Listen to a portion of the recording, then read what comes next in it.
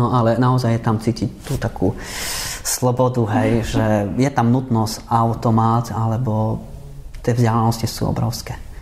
To by som vám toľko príbehov narozprával, ale aké sú там и tvrdé podmienky. Ну, расстояние. No, 100 километров. От деревни расстояния большие. No. 100 и 60 километров. A vlastne i tam ľudia sú viac spokojnejší, lebo tá príroda to sama ako ukludňuje, lebo nemáš na výber ako. Tu my sme takí veľmi proste do všetkého rýchlo, bystro. Keď sme mali nejaké tu prezentácie po školách a rýchlo, potom nemáme čas po školách. A v Rusku, preto chcem aj tam žiť, lebo aj okolo Dulmy sa učím, zmenil sa mi môj život veľmi pokojnejšie, vyvalujeme trošku, ruská mentalita, trošku vyvaľovať tej posteli. Nie stres, hlavne nie stres, lebo čím viac stresu, hovoríš, sama Dulma mi hovorila, nestresuj, budeš kratšie žiť, budeš mať veľa chorôb, alebo tak, hej, hlavne pokoj. No a ja by som bola rada, keby ste zobrali tú gitaru, alebo teda Marián zobral by si ju a mohli by ste nám niečo zaspievať. Čo to bude? Bude to pesnička, ktorú zložila Dulmina kamarátka? Ako sa volá? Арюна. A je to taká... Dá sa to preložiť? Арюна, я не знаю. Arjuna? No, to neviem, no. Dobre, to možno nie je dôležité, ale dôležité je to, že je to pesnička o zime. Taká zimná.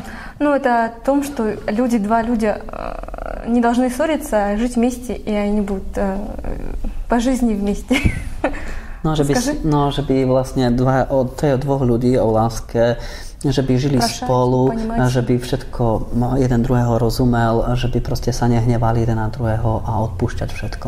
Aha, takže to nie je tá zimná, ktorú... Nie, je to skoro každá pesnička, kde som žil, to bolo tiež zaujímavé, keď som pracoval na Bajkále, keď tak odbočím, oni väčšinou dozvajú veľa pesniček o vlkoch, o medveďoch, o snehu a o zime a o láske a o takých veciach. Dobre, tak ja navrhujem, aby sme túto pieseň venovali tak vianočne, môžeme, tak ľuďom pre taký pokoj do domácnosti. Taký pokoj, no môžeme. Dobre, tak skúsme preniesť.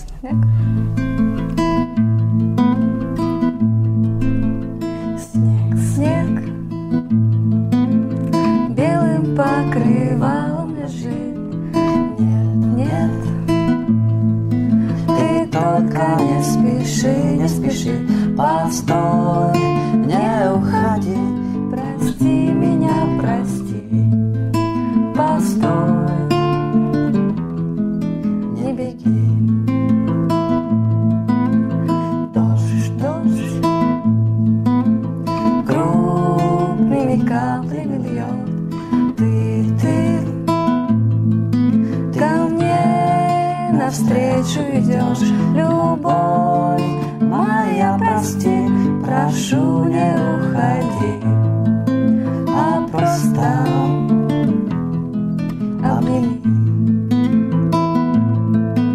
Я знаю точно, мы будем вместе, что друг друга понять. И счастье нас будет преследовать вечно, лишь стоит друг друга понять.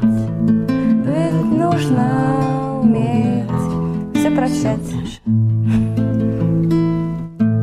Ďakujeme, spasiba. Takže Marián Ivančák a Dulma Radnaeva, to boli hostia našich víkendových rozhovorov. Ja vám teda obidvom želám, aby ste ten pokoj, ktorý hľadáte a to šťastie v tom Rusku našli. A želám vám ešte teda veľa zdravia a nech sa vám darí. Ja som veľmi rada, že ste ten kúsok za ten krátky čas, ktorý sme mohli teda tu v našej relácii naplniť, naozaj tak aj veselo porozprávali. A teda nech sa vám darí. Ďakujem veľmi pekne, že ste prišli. Ďakujem. Ďakujeme veľmi pekne. Ahojte. Ahoj.